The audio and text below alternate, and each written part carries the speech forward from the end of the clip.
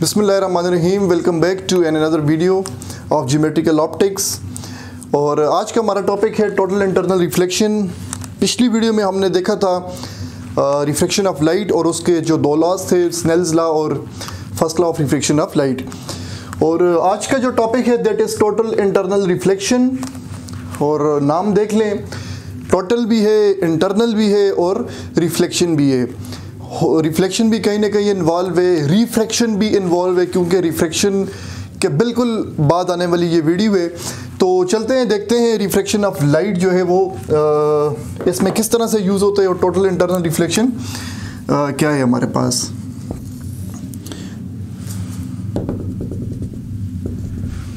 ये आगे हमने दो मीडिया चूज़ कर दिए, this is medium 1 and this is medium 2। ये हमारे पास आ गई एयर और ये है रेयर मीडियम, और ये आ गया हमारे पास डेंसर मीडियम। बल्कि इसको सारे को एक ही फिगर में कर देते हैं।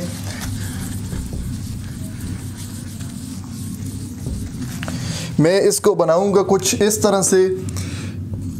यहाँ पे लेते हैं दो मीडियम, ये आ गया इसका नॉर्मल, यहाँ पे भी मैं एक नॉर्मल ड्रा कर देता हूँ, यहाँ पे भी एक नॉर्मल और यहाँ पे भी एक नॉर्मल। Is it clear? तो ऊपर जो मीडियम है दैट इज़ रेयर मीडियम और ये मीडियम है एयर। नीचे मीडियम है हमारे पास डेंसर और ये है लेट्स से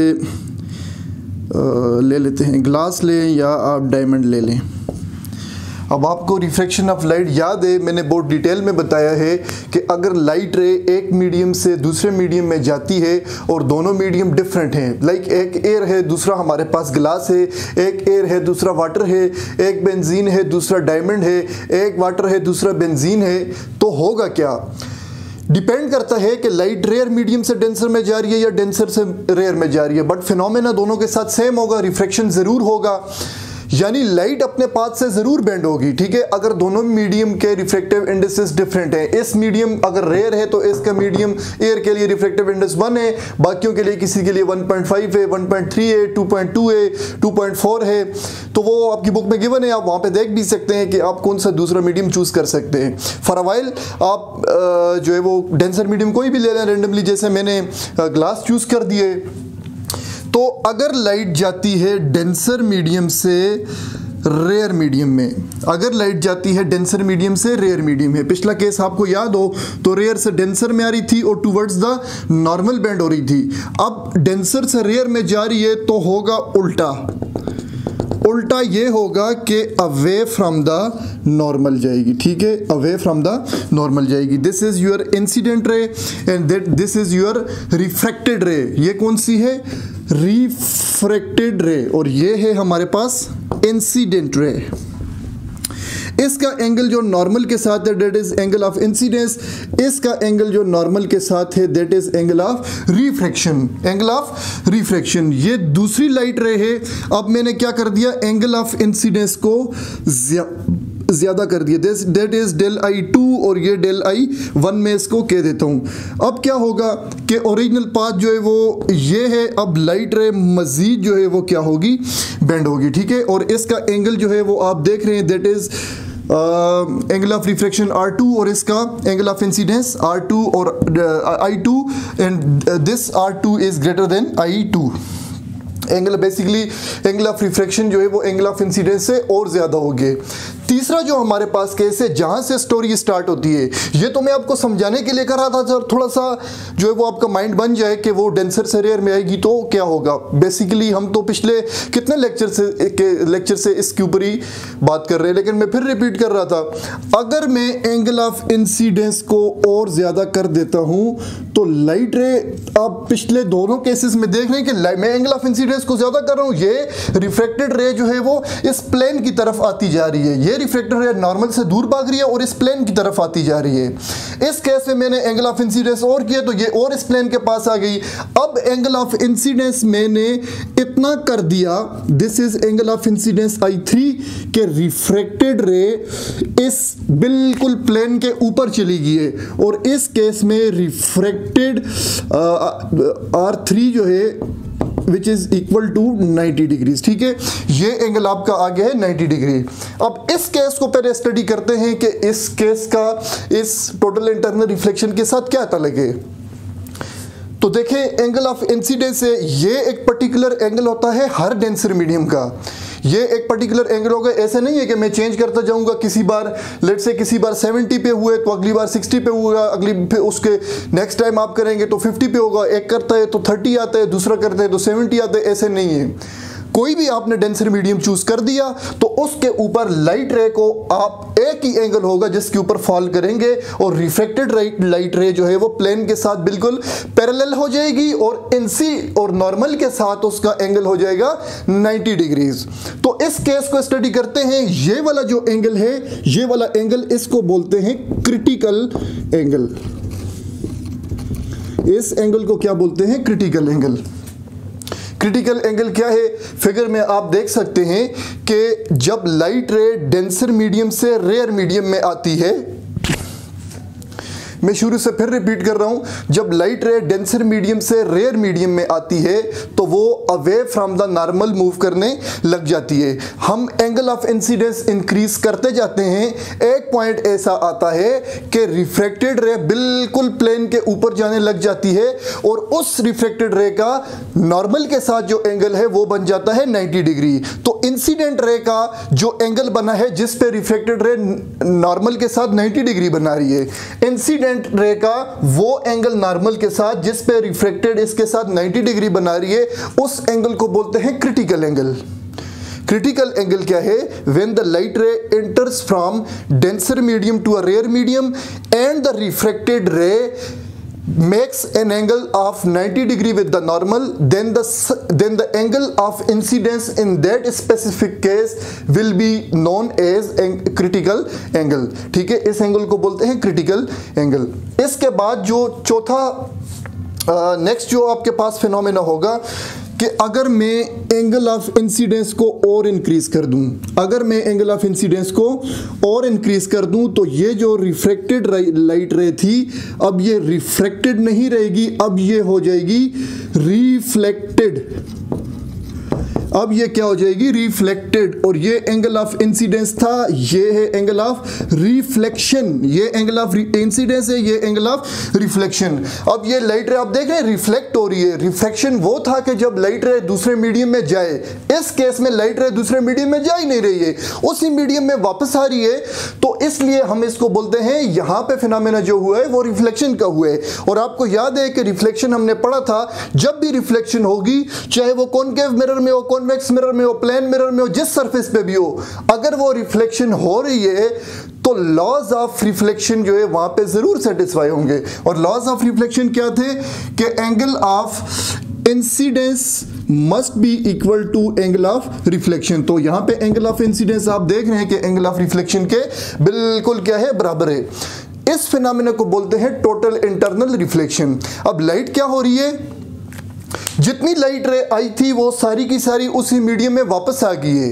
लाइट रे जितनी भी आई थी सारी की सारी उसी मीडियम में वापस आ रही है। इस फिनोमेना को बोलते हैं टोटल इंटरनल रिफ्लेक्शन। टोटल सारी की सारी इंटरनल उसी मीडियम के अंदर रिफ्लेक्शन, और ये देख रहे हैं रिफ्लेक्शन हो रहा है यहाँ पे। इस फिनोमेना को बोलते हैं टोटल इंटरनल रिफ्लेक्शन। और ये फिनोमेना कब होगा? जब angle of incidence critical angle से ज्यादा हो जाए। जब angle of incidence critical angle से ज्यादा होगा तो तब आपके पास जो फिनोमेना होगा वो होगा टोटल इंटरनल रिफ्लेक्शन। लेट से अगर इस केस में एंगल ऑफ जो क्रिटिकल एंगल है वो आपके पास है लेट्स से 20 डिग्रीज है, तो 20 डिग्रीज पे अगर आप लाइट रे को फॉल करवाते हैं डेंसर मीडियम में नॉर्मल के साथ, तो वो उसी प्लेन के साथ 90 डिग्री पे उसकी रिफ्लेक्टेड लाइट रे जाएगी। अगर 20 डिग्री से 22 कर देते हैं या 21 कर देते हैं तो लाइट रे जो है वो वापस उसी मीडियम में आ जाएगी और उस मीडियम में वो जो नॉर्मल के साथ एंगल बनाएगी 21 पे किए तो वो भी 21 बनाएगी।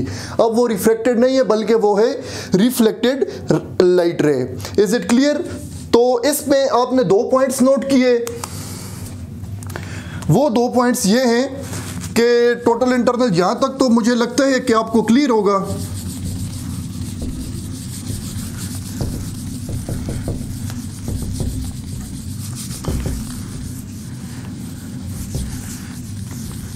इसके लिए कंडीशंस लिखते हैं, conditions for the total internal reflection. Conditions for total internal reflection. ठीक है, रिफ्लेक्शन है, ये रिफ्लेक्शन नहीं है, रिफ्लेक्शन है। तो पहली कंडीशन क्या है कि लाइट मस्ट ट्रेवल फ्रॉम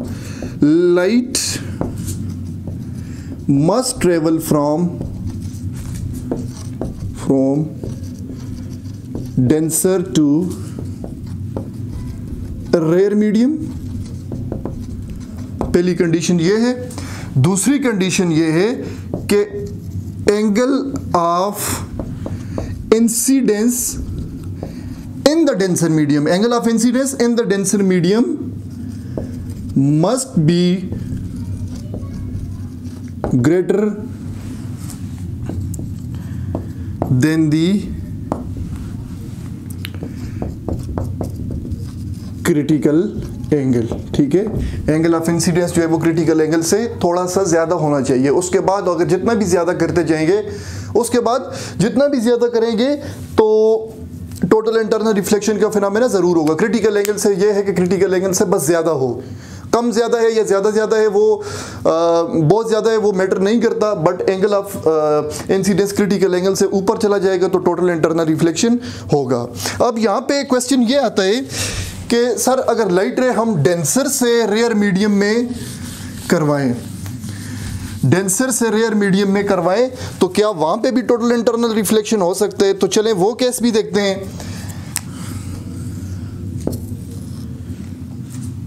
अब मैं नीचे ले लेता हूं रेयर और ऊपर ले लेता हूं डेंसर। पहले केस में हमने नीचे लिया था डेंसर, ऊपर लिया था रेयर। ठीक है, इसका रिफ्रैक्टिव इंडेक्स n1 है, इसका रिफ्रैक्टिव इंडेक्स n2 है।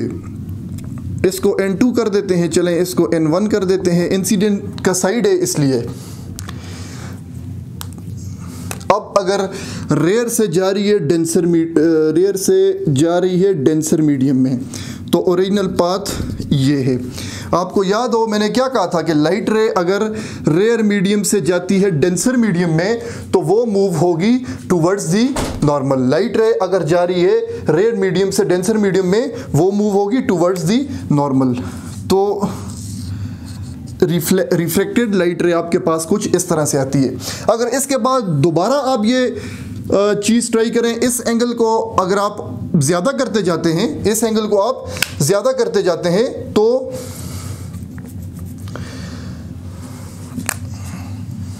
Like this is angle of incidence, this is your angle of refraction. अब मैं किसी दूसरे एंगल पे फॉल करवाता हूं,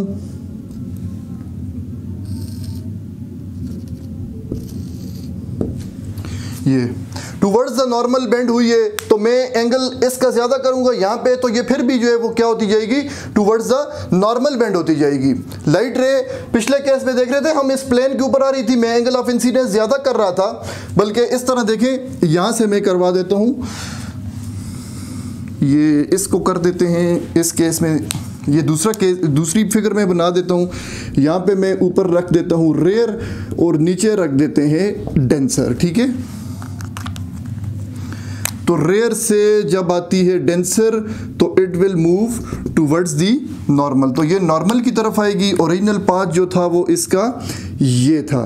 तो अब मैं इसका एंगल जो है वो नॉर्मल के साथ अगर यहाँ पे ज़्यादा करता जाता हूँ तो ये लाइट रे इसके अंदर ही रहेगी। ठीक है, लाइट रे में इसको ज़्यादा करता जाता हूँ 5 ये, तो ये फिर नॉर्मल की तरफ। अगर लाइट रे यहाँ पे आ रही है तो ये फिर नॉर्मल की तरफ, ठीक है, नॉर्मल की तरफ ही वो बेंड होती रहेगी। तो यहाँ पे कोई भी एक ऐसा एंगल नहीं है कि जिस पे वो ऊपर के उसमें वापस चली जाए। तो मैं मैक्सिमम एंगल भी यहाँ पे अचीव कर दूँ तब भी उसका नॉर्मल के साथ कुछ ना कुछ एंगल रहेगा।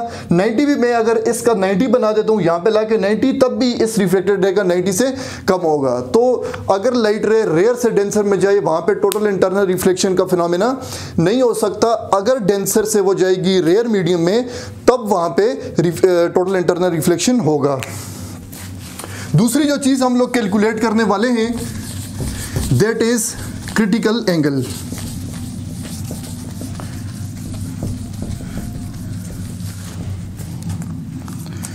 अब देखते हैं कैलकुलेशन ऑफ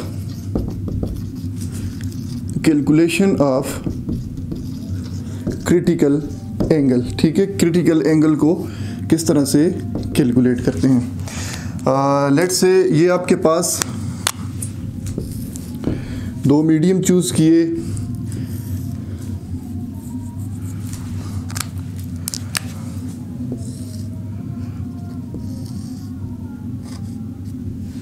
ये ठीक है। इसका यहाँ पे जो एंगल है एंगल ऑफ इंसिडेंस, इसका जो है वो रिफ्लेक्शन, और ये एंगल आपके पास है क्रिटिकल एंगल। ठीक है, और ये क्रिटिकल एंगल पे जब भी लाइट रे आप फॉल करवाएंगे तो जो आगे फिनोमेना होगा उसको बोलते हैं ग्रेजिंग इमर्जेंस। ठीक है, उस फिनोमेना को बोलते हैं ग्रेजिंग इमर्जेंस।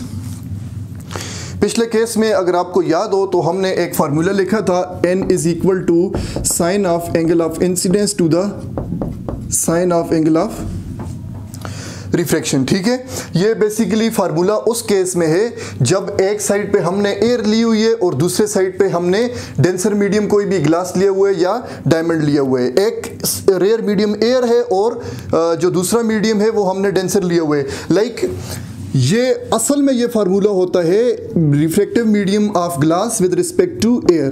तो ये एक्चुअली है n2 divided by n1 which is equal to sine of angle of incidence divided by sine of angle of refraction. अब आप देखें कि रेयर जो मीडियम है, जो आप लोग एयर लें या वैक्यूम में ऊपर, तो उस केस में जो होता है रिफ्रैक्टिव इंडेक्स वो 1 के इक्वल होता है। ठीक है, तो नीचे अगर आप 1 लिखते हैं तो n2 जो आपको देगा, ये n जो है वो डेंसर मीडियम का है, n जो रिफ्रैक्टिव इंडेक्स है वो डेंसर मीडियम का है, और नीचे आपके पास आ रहा है 1।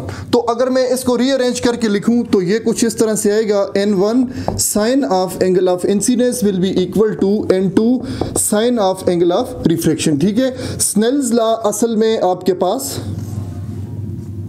ये है, स्नेल्स लॉ असल में ये है, ये स्नेल्स लॉ है।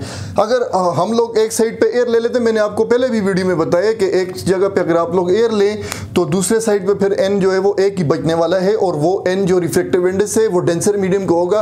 रेयर का तो आपने 1 चूज किया हुआ है, लेकिन अदर देन एयर है, इस केस में अदर देन एयर है तो फिर n1 n2 आएगा। तो अगर आप इसको अरेंज करके लिखें तो ये फिनोमेना बनता है कुछ इस तरह से, n1 divided by n2 which is equal to sine of angle of refraction divided by sine of angle of incidence. ठीक है, अब इस केस में देखें ऊपर क्या है, 1 है, मैंने इसको लिखा है n1 और इसको, अब इंसिडेंस साइड ये है ना, ये साइड है इंसिडेंस और ये साइड है रिफ्रैक्टेड, और इसका जो मीडिया है, जो रिफ्रैक्टिव इंडेक्स है इस मीडियम का वो है n2। तो n1 आपके पास जो आ रहा है वो इस मीडियम का है n1, और n2 जो आ रहा है दैट इज